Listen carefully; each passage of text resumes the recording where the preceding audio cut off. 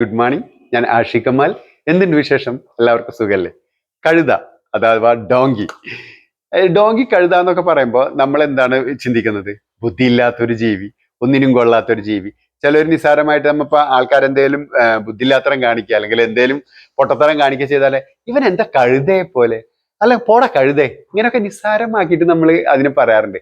പക്ഷെ കഴുത വളരെ ബുദ്ധിയുള്ള ഒരു ജീവിയാന്ന് പറഞ്ഞാൽ നിങ്ങൾ വിശ്വസിക്കുമോ? ഇല്ല.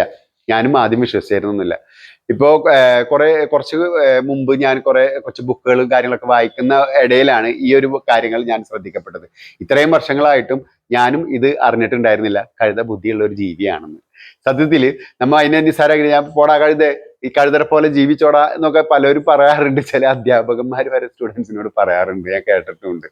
പക്ഷെ ഇതിലൊരു സത്യം ഞാൻ പറഞ്ഞെ, കഴുത ഏതെങ്കിലും ഒരു സ്ഥലത്ത് പോയി വന്ന് ആ സ്ഥലത്തേക്ക് വീണ്ടും വർഷങ്ങളോളം കഴിഞ്ഞ് ആ ഭാഗത്തേക്ക് പോകുകയാണെങ്കിലും ഈ കഴുതക്ക് അപ്പൊ ഭയങ്കര മെമ്മറിയിൽ ആ ഒരു സ്ഥലം വളരെ പരിചിതമായിരിക്കും.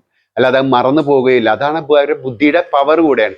പിന്നാലെ തന്നെ കുറേ സ്ഥലങ്ങളിലേക്കുള്ള ഒരു വഴിയുടെ നടുക്കെത്തി കഴിഞ്ഞാൽ കഴുത കുറേ നേരം വെയിറ്റ് ചെയ്ത് നിൽക്കും. നമ്മ വിചാരിക്കും ഇതിന് ബുദ്ധിയില്ല, അതെന്താണ് അവിടെ നിൽക്കുന്നത് തന്നെ, അപ്പോഴും നിസ്സാരാക്കിയിട്ട് അതിനെ കാണുള്ളൂ. പക്ഷെ കഴുത എടുക്കുന്ന തീരുമാനം എന്താ അറിയോ? ഏത് വഴിയിലൂടെയാണ് ഞാൻ വ്യക്തമായി പോകേണ്ടത് എന്നിങ്ങനെ ആലോചിച്ച് നിൽക്കുകയാണ്. അതിനൊരു വ്യക്തത കിട്ടിക്കഴിഞ്ഞാൽ അത് നേരെ മുമ്പോട്ട് ഏറ്റവും നല്ല വഴി നോക്കിയിട്ട് അത് മുമ്പോട്ട് പോകും. അപ്പൊ അത്രയ്ക്കും ബുദ്ധിക്ക് പ്രവർത്തിക്കാൻ കഴിയുന്ന ഒരു ജീവി തന്നെയാണ് കഴുത. നിസ്സാരമാക്കി നമ്മൾ കാണുന്ന ആ ഒരു ജീവിയുടെ ആ ഒരു മഹത്തരം വലുത് തന്നെയാണ്. പിന്നെ അതുപോലെ തന്നെ ബൈബിളിൽ പറയുന്നുണ്ട്, കർത്താവ് ജെറുസലമിലേക്ക് വളരെ സമാധാനപരമായ ഒരു യാത്ര ചെയ്യുന്നുണ്ട്. സമാധാനപരമായ, അതാണ് ആ വേർഡ്.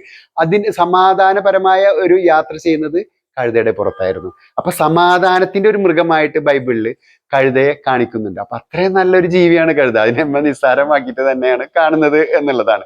പിന്നെ അതിൽ തന്നെ ഈ കഴുതയുടെ മെമ്മറി പവർ, അതുപോലെ തന്നെ ചിന്തിക്കാനുള്ള ബുദ്ധി, ഇതൊക്കെ വളരെയാണ്. പിന്നെ അതിൽ തന്നെ വളരെ കഠിനമായിട്ട് ജോലി ചെയ്യുന്ന ഒരു ജീവി കൂടെയാണ് കഴുത എന്ന് പറഞ്ഞത്. അപ്പൊ കഴുത ഒരു നിസ്സാരക്കാരനല്ല. നമ്മൾ നിസ്സാരമായി കാണുന്നതിൻ്റെ ഉള്ളിൽ ഒരുപാട് വലിയ വലിയ കാര്യങ്ങളുണ്ട് എന്നുള്ളത് നിങ്ങൾ ഓർക്കുക. അപ്പോൾ എല്ലാവരുടെയും മനസ്സിൽ നന്മയുടെ പൂക്കൾ വിടരട്ടെ. Thank you very much.